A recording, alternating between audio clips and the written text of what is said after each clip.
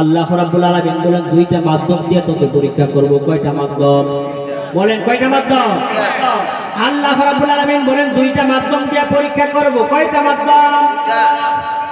এক নম্বর মাধ্যম হলো আল্লাহ রাব্বুল আলামিন বলেন আমি জীবন দিয়ে তোকে পরীক্ষা করব।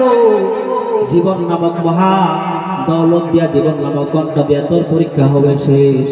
আবার মৌত নামক পরীক্ষা দিয়া, মৌত নামক ঘন্টা দিয়া তোর পরীক্ষা হবে শেষ। কয়টা ঘন্টা? দুইটা ঘন্টা। এক নাম্বার হলো জীবন নামক ঘন্টা আল্লাহ রাব্বুল আলামিন দিবে, আর পরীক্ষা শুরু হয়ে গেল। মৌত নামক ঘন্টা দিয়া পরীক্ষা হবে শেষ। এই হায়াতের ভিতরে জীবনের শুরু থেকে মৃত্যুর মাঝখান পর্যন্ত যদি নেক আমল করতে পারো তাহলে আল্লাহর বানানো জান্নাতের মেহমান হইতে পারবা। এটাই হবে পরীক্ষা। আল্লাহ বলেন আমি আল্লাহ রাব্বুল আলামিন মৃত্যু বানাইলাম, হায়াত বানাইলাম শুধুমাত্র পরীক্ষা করার জন্য। কি পরীক্ষা করব? আমল। আমল, উত্তম আমল কি করবা এটা পরীক্ষা করার জন্য। উত্তম আমল কি? উত্তম আমল করবা কিভাবে? আল্লাহ রাব্বুল আলামিন বলেন পয়গম্বর বান্দা যেন উত্তম আমল করতে পারে নিশানাগুলো জানায় দেন।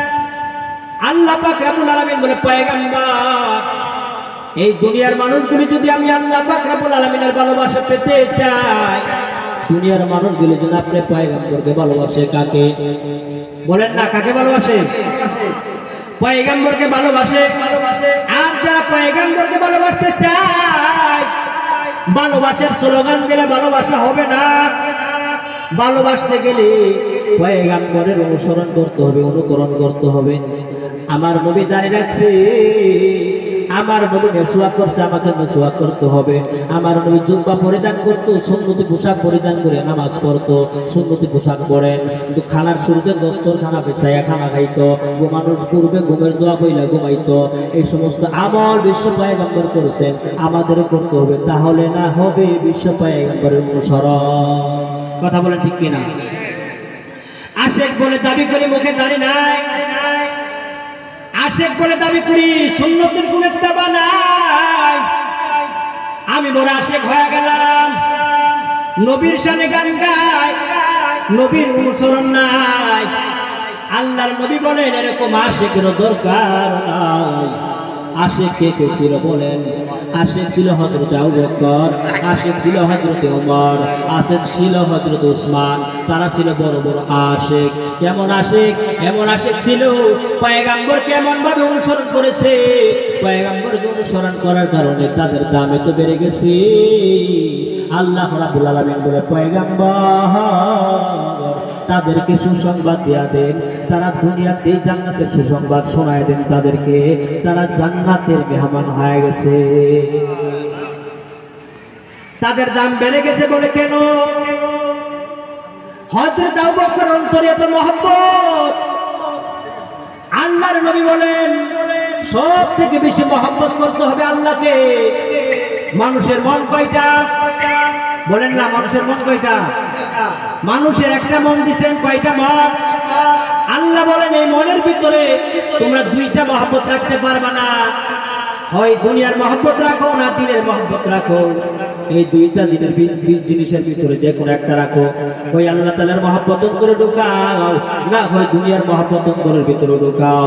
যেই ব্যক্তি আল্লাহর মহব্বত অন্তরে ঢুকাইছে তার দাম এত বেড়ে গেছে, এত বেড়ে গেছে। আল্লাহ রাব্বুল আলামিন কিয়ামতের ময়দানে সম্মানের মুকুট পরায়া ফেরেশতাদেরকে স্বাগতম দেওয়ায়া দেওয়ায়া জান্নাতের ভিতরে ঢুকায়া দিব। এই অন্তরের ভিতরে দুইজনের মহব্বত ঢোকানো যাবে না। হয় দুনিয়ার মহব্বত রাখো, না হয় দিনের মহব্বত রাখো। আল্লাহর নবী বলেন আমি আমার অন্তরের ভিতরে আল্লাহর মহব্বত এমন ভাবে রাখছিলাম, বলে দুনিয়ার কোন মানুষের মহব্বত আমার অন্তরের ভিতর জায়গা দিতে পারে নাই। যদি জায়গা দিতাম হযরত আবু বকর আমার অন্তরের ভিতরে স্থান পাইয়া যাইত। বলে কেন? আবু বকর এত দামি, কেন আবু বকর রাসূল সাল্লাল্লাহু আলাইহি সাল্লামের অন্তরে মহব্বত পাইয়া যাইত। আবু বকর এরকম দামি হয়ে গেছে, যুদ্ধ শুরু হয়ে গেছে। যুদ্ধ শেষ হওয়ার পর কোন এক যুদ্ধের পর মুসলমানদের ভিতরে বড় অভাব, টাকা পয়সার অভাব, মুসলমান চলতে পারে না। আল্লাহর নবী বলেন ও সাহাবায়ে কেরাম বড় অভাব মুসলমানদের ভিতরে, এখন অভাব দূর করা দরকার, যাই যেভাবে পারো সাহায্য করো। বিশ্ব পয়গম্বরের দরবারে সমস্ত মানুষ, সমস্ত সাহাবায়ে কেরাম টাকা পয়সা নিয়ে উপস্থিত হয়ে গেল। অপর দিকে তাকায় দেখে হযরতে আবু বকর সিদ্দিক রাদিয়াল্লাহু তাআলা আনহু আসতেছে। বিশ্ব পয়গম্বর আবু বকর দিকে তাকাইয়া আবু বকরকে বলে, ও আবু বকর, আমার জানতে মনে চায়, ও আবু বকর তুমি কি নিয়ে আসছো? আল্লাহ তাআলার দরবারে দান করার জন্য তুমি কি নিয়ে আসছো? আর তোমার বাড়ির ভিতর কি রেখে আসছো? হযরত আবু বকর বলে, পয়গম্বর, আমার ঘরের ভিতরে দুইটা জিনিস রাখছি, আমার ঘরে যা ছিল সব নিয়ে আসছি, দুইটা জিনিস রেখে আসছি পয়গম্বর। আমার ঘরের ভিতরে এক নম্বর রেখে আসছে আল্লাহর ভালোবাসা, দ্বিতীয় নম্বর রেখে আসছে আপনি পয়গম্বরের ভালোবাসা, আর বাকি সব জিনিস আমি আল্লাহর রাস্তায় দান করার জন্য নিয়ে আসছি। হযরত আবু বকরের প্রতি বিশ্ব পয়গম্বরের মহব্বত। হযরত আবু বকর কেমন দামি ছিল, বিশ্ব পয়গম্বরকে কেমন অনুসরণ করতো। বিশ্ব পয়গম্বর বলে, আবু বকর আমার সঙ্গে হিজরত করতে হবে, মক্কা থেকে মদিনায় তোমার হিজরত করতে হবে। আবু বকর এই কথা শোনার পর আবু বকরের বাসায় চলে গেলেন। বিশ্ব পয়গম্বর হঠাৎ বিশ্ব পয়গম্বর বাসায় চলে গেলেন, আবু বকর বাসায় চলে গেলেন, সুসংবাদ দিলেন, হিজরত করবা, আমার সঙ্গে হিজরতের সাথী হবা তুমি। আবু বকর আবু বকর হিজরতের সাথী হবে এই কথা শোনার পর আবু বকর বাসায় চলে গেছে।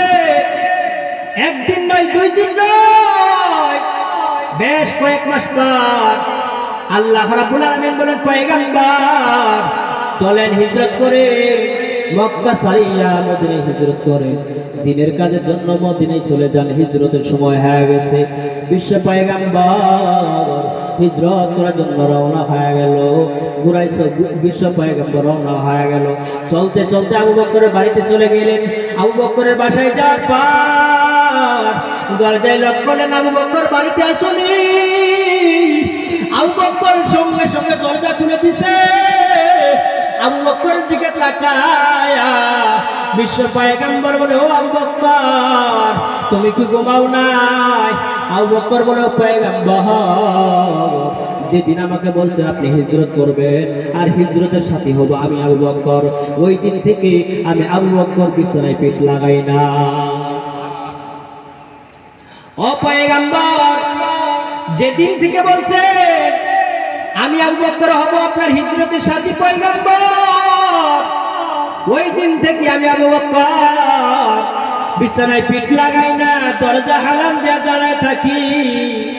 ও পয়গম্বর, শুধু আমি আবু বকর ওই দরজায় হালাল দিয়ে দাঁড়ায় থাকি তা নয়, আমার মেয়ে ফাতেমা সেও সব সময় আপনার অপেক্ষা করে, আমার মেয়ে আসমা সেও সব সময় অপেক্ষা করে আপনি কোন সময় হিজরতের জন্য আসবেন।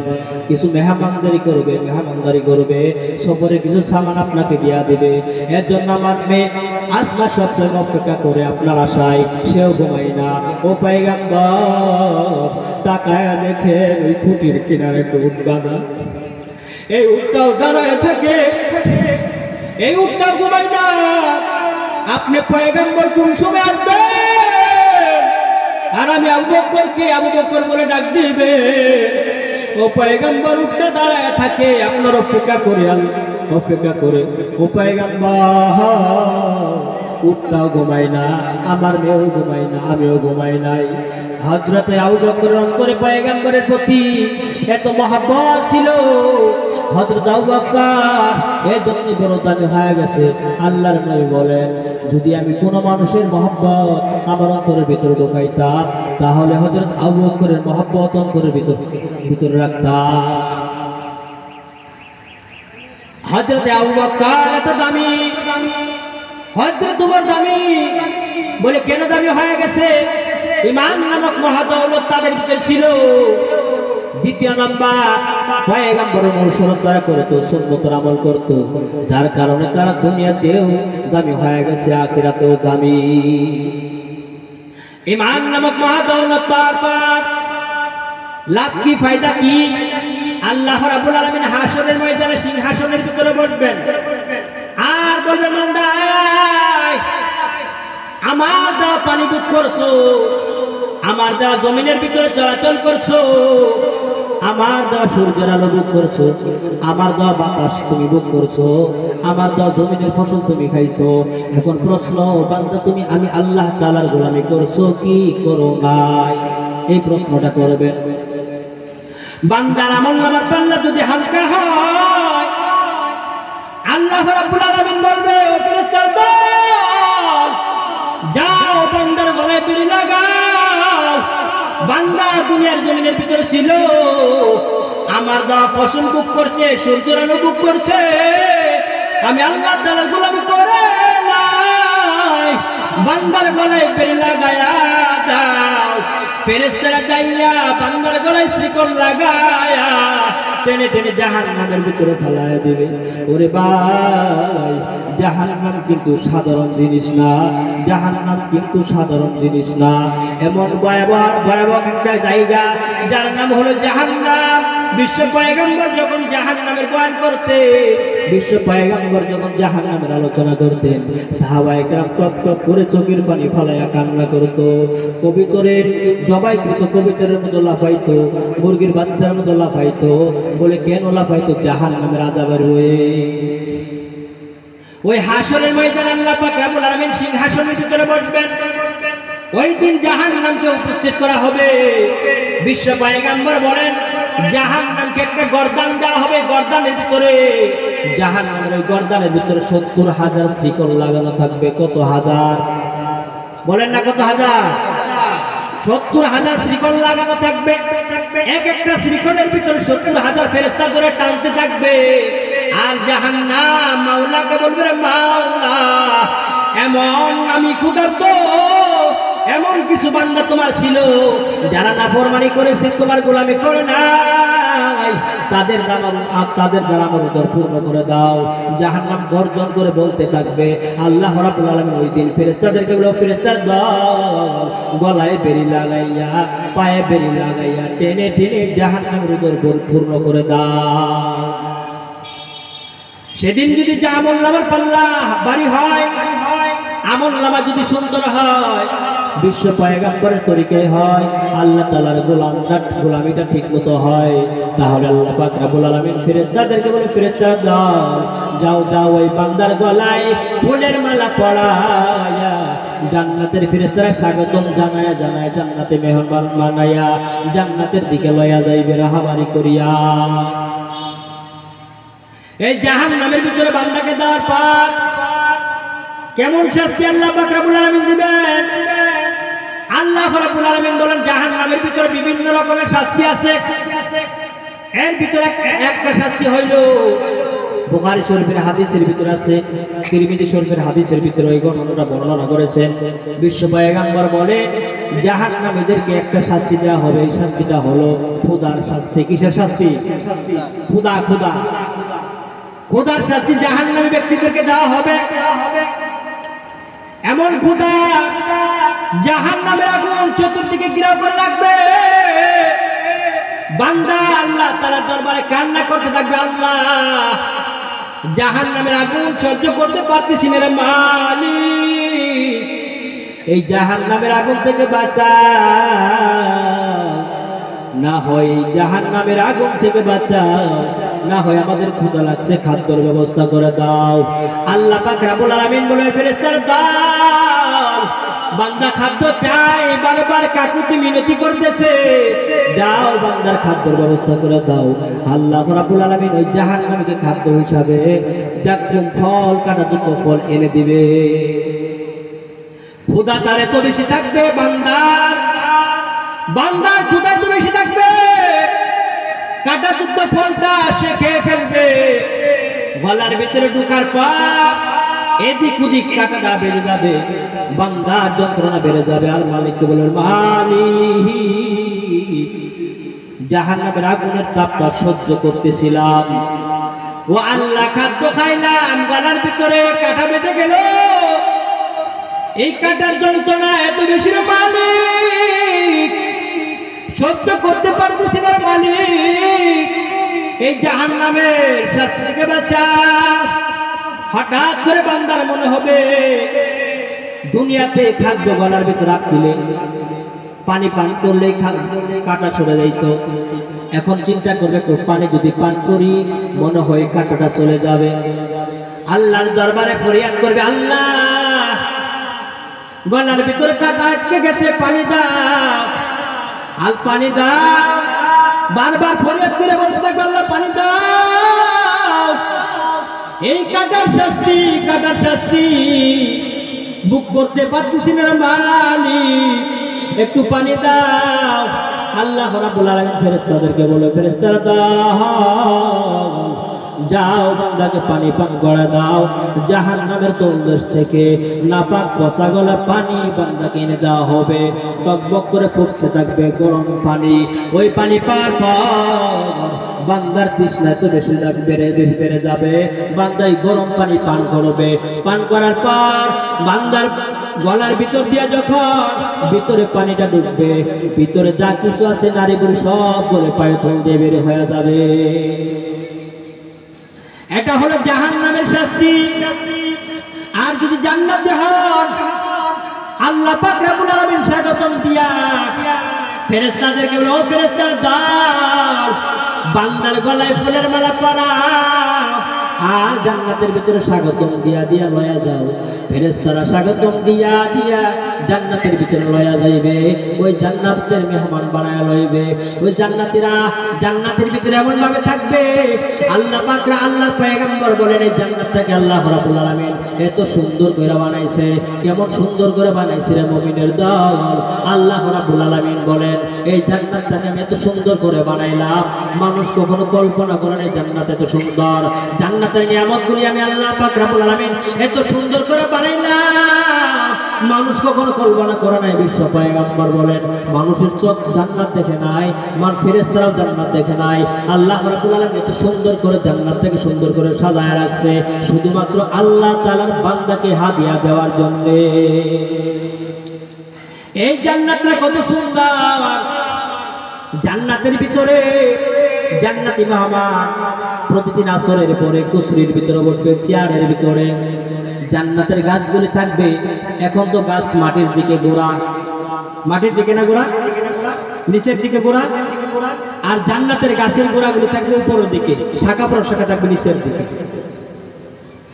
বিভিন্ন প্রকারের ফল একটা গাছের ভিতরে ধরবে। প্রত্যেকটা জান্নাতি প্রতিদিন আসরের পরে আল্লাহ রাব্বুল আলামিন এমন একটা বাগান সাজায় রাখছে, বাগানের ভিতরে সুন্দর গাছ, জান্নাতের গাছ, বিভিন্ন ফল ধরে থাকবে। ওই গাছের নিচে জান্নাতের আয়েশা চেয়ারের ভিতরে বসবে। জান্নাতের হুরেরা এখানে আসবে মেহমানদারি করার জন্য। ওই জান্নাতি বান্দা জান্নাতের ওই কুরসির ভিতরে বসিয়া ফেরেশতাদেরকে নিয়ে, হুরদেরকে নিয়ে খেলাধুলা করবে, আমোদ ফুর্তি করবে। ওই জান্নাতীরা যখন কোনো খাদ্য খাবার মন চাইবে, ফল খাবার মন চাইবে, বলতে দেরি হবে, গাছের ফল ছিঁড়ে মুখে আসতে দেরি হবে না। ওই জান্নাতীরা জান্নাতের ওই জান্নাতের বাগানে এমন ভাবে মজা করবে, আর মালিককে বলে, মালিক এত সুন্দর জান্নাত দান করলা, তোমার সামনে কিছু গান গাইতে মনে চাই, গান করতে। গান কই না, মনের ভিতরে ফুর্তি থাকলে প্রশংসা করতে মনে চাই না। জান্নাতীরা বলবে, আল্লাহ বড় মনে চায় তোমার সামনে কিছু গান করি, হামদ বারি তাআলা, তোমার নামে প্রশংসা করি। জান্নাতীরা বলার পর এবার চিন্তা করবে, আল্লাহ তাআলা এত সুন্দর জান্নাত দান করলো, আল্লাহর প্রশংসা করব। ওই জান্নাতীরা প্রশংসা করার জন্য এবার রেডি হয়ে গেলে প্রশংসা করবে, হামদ বারি তাআলা গাবে। হুরেরা এবার চিন্তা করলো যে এই দুনিয়াতে গান বাজনা হইলে বাজনার ব্যবস্থা থাকতো, গান কইলে বাজনার ব্যবস্থা থাকতো। জান্নাতের ভিতরে কোনো সাউন্ডের ব্যবস্থা নাই, বাজনার ব্যবস্থা নাই, কিভাবে বাজনার ব্যবস্থা করা যায়? ওই জান্নাতি হুরেরা চিন্তা করতে করতে, জান্নাতি মেহমান চিন্তা করতে করতে আল্লাহ রাব্বুল আলামিন জান্নাতের একটা দরজা খুলে দিবেন। জান্নাতের দরজা থেকে বাতাস আসবে। আল্লাহ রাব্বুল আলামিন জান্নাতের গাছগুলিকে এত সুন্দর করে বানাইছে। আল্লাহ রাব্বুল আলামিন জান্নাতের গাছগুলি এত সুন্দর করে বানাইছে, বলে জান্নাতের গাছের একটা পাতা হবে রূপার, আর একটা পাতা হবে স্বর্ণের। জান্নাতের গাছের একটা পাতার উপর আর একটা পাতা হবে স্বর্ণে। আল্লাহ রাব্বুল আলামিন জান্নাতের দরজা খুলে দেওয়ার পর জান্নাতের ভিতর থেকে বাতাস আসা শুরু করবে। ওই বাতাসগুলি আইসা গাছের শাখা প্রশাখার ভিতরে লাগবে। এক পাতা আরেক পাতার সঙ্গে বাড়ি লাগার পর এত মধুর কণ্ঠের এত সুন্দর বাজনা জান্নাতের ভিতরে শুরু হয়ে যাবে। ওই বাজনার তালে তালে জান্নাতীরা আল্লাহ তাআলার হামদে বাড়িতে লাগাবে। জান্নাতের ভিতরে এত সুন্দর জান্নাত আল্লাহ পাক রব্বুল আলামিন বান্দার জন্য বানাইছেন। আল্লাহ বলে, বান্দা আমি আল্লাহ পাক রব্বুল আলামিন জান্নাতটাকে এমনি দিব না, দুনিয়া নামক পরীক্ষা হলের ভিতরে পরীক্ষা কইরা এই জান্নাতের মেহমান তোমাকে বানাইব। যদি পরীক্ষাটা ভালোভাবে দাও আমার বানানো জান্নাতে মেহমান তুমি হইবা। আবার যদি পরীক্ষার ভিতরে ডুপ্লিকেট হয়, নকল করে পরীক্ষা সুন্দরভাবে না দাও, আমার বানানো জান্নাতের জাহান্নামের মেহমান তুমি হয়ে যাইবা। একটা কথা মনে রাখো, আমার বানানো জান্নাত হলো অতিশয় সুখের জায়গা, আর আমার বানানো জাহান্নাম হইল অতিশয় কষ্টের জায়গা। এখন ডিসিশন নাও, এখন চিন্তা করো জান্নাতে যাবা নাকি জাহান্নামে যাইবা। যদি জান্নাতে যাইতে চাও, এই অন্তরটা হলো মানুষের অন্তর হলো একটা, এই অন্তরের ভিতরে একজনের মহব্বত রাখতে পারবা। কয়জনের মহব্বত? কথা বলেন, কয়জনের মহব্বত? হয় দুনিয়ার মহব্বত রাখো, না হয় দিনের মহব্বত রাখো। যদি দিনের মহব্বত রাখো, আল্লাহ তাআলার মহব্বত রাখো।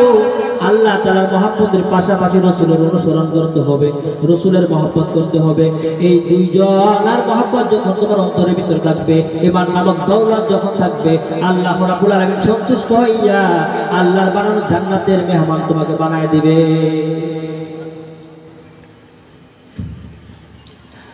আল্লাহ রাব্বুল আলামিন আমাদের সকলকে জান্নাতের মেহমান বানায়, বলেন আমিন। অনেক গুনাহ হয়ে গেছে, পিছনের জিন্দেগিতে অনেক গুনাহ হয়ে গেছে। কথা বলে ঠিক কিনা?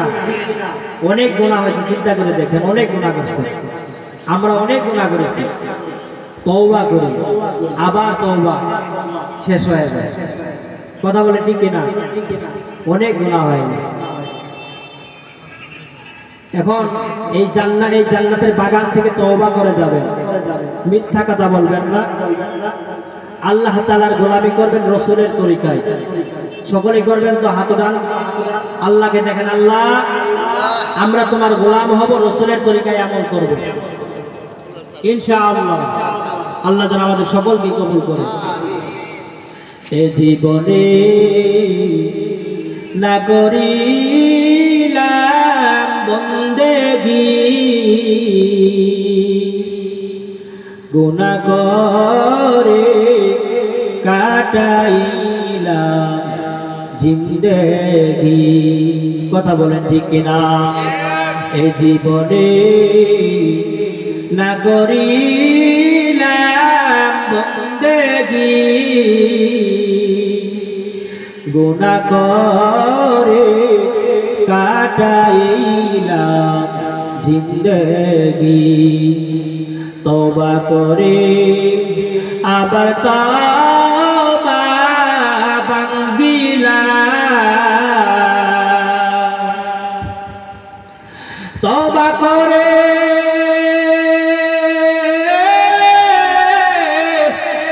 আবার তওবা ভাঙ্গিলাম। অবশেষে খাঁটি তওবা করিলাম, জীবনে না করিলাম বন্দেগী, গুনাহ করে কাটাইলাম জিন্দেগি। সকলেরই দরজা হইতে ফিরিয়া, সকলেরই দরজা হইতে ফিরিয়া আপনারই দরজায় রইলাম পহরিয়ায় জীবনে, না করিলাম বন্দেগী, গুনাহ করে কাটাইলাম জিন্দেগি। আপনি যদি মাফ না করেন বান্দাকে, আপনি যদি মাফ না করেন বান্দাকে, বলেন আপনার বান্দা যাবে কারো কাছে জীবনে, না করিলাম বন্দেগী, গুনাহ করে কাটাইলাম জিন্দেগি। আল্লাহ তাআলা যতটুকু কথা বলাইলো এই কথাগুলির উপর আমাকে আমল করার, আপনাদেরকে আমল করার তৌফিক দান করুক। আর যত ভুল ত্রুটি হয়েছে আল্লাহ তাআলা যেন নিজ গুনাহ মাফ করে দেয়। সকলে বলেন আমিন। আমার জন্য সকলে দোয়া করবেন। এই বলে আমার সংক্ষিপ্ত বক্তব্য এখানে শেষ করছি। আসসালামু আলাইকুম ওয়া রাহমাতুল্লাহি ওয়া বারাকাতুহু।